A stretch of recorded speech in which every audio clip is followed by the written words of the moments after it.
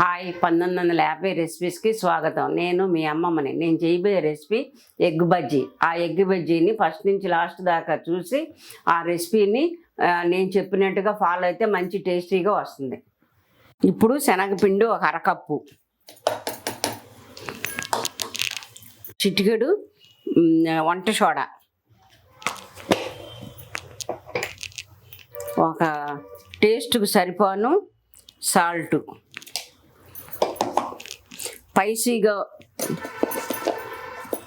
స్పైసీగా ఉండాలంటే మీరు 1 స్పూన్ కానీ 2 స్పూన్లు కానీ వేసుకోండి, మీ స్పైసీ తగినట్టు. దీన్ని బాగా వాటర్ పోసుకుని ముందు బాగా ఇలా మిక్స్ చేసుకుని, మీకు ఇష్టమైతే వామ్ కూడా వేసుకోవచ్చు.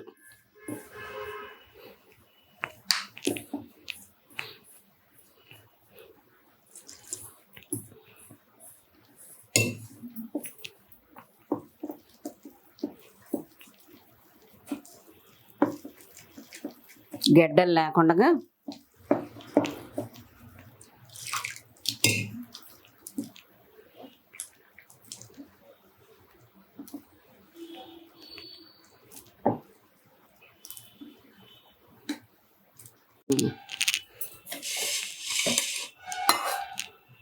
ముందుగా ఎగ్స్ని బాయిల్ చేసుకుని పక్కన పెట్టుకోవాలి. ఆ ఎగ్స్ని 2 బద్దలుగా చేసుకుని పక్కన పెట్టుకుని,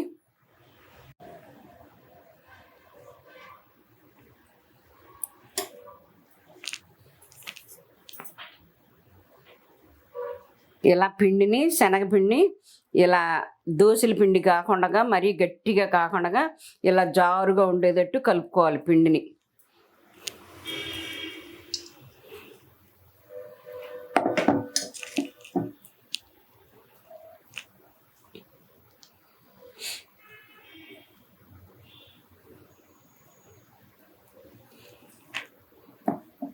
ఇలా ముంచుకుని ఆయిల్ కాగాక ఇలా వేసుకోవాలి బజ్జీలాగా.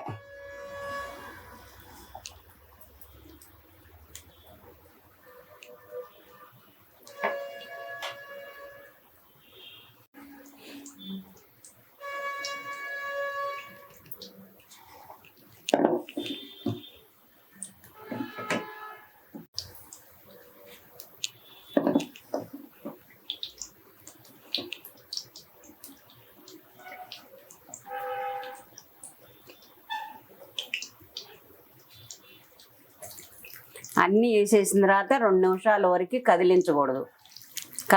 దాన్ని మీడియంలో పెట్టుకుని నిదానంగా కాల్చుకోవాలి.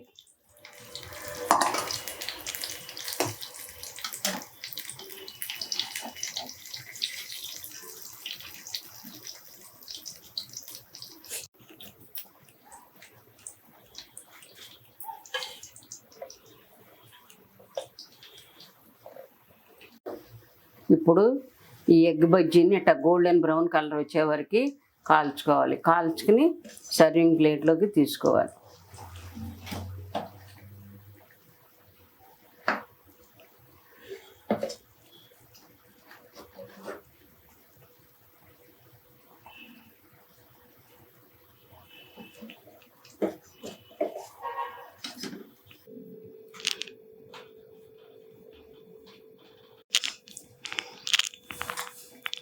Egg bajji ready.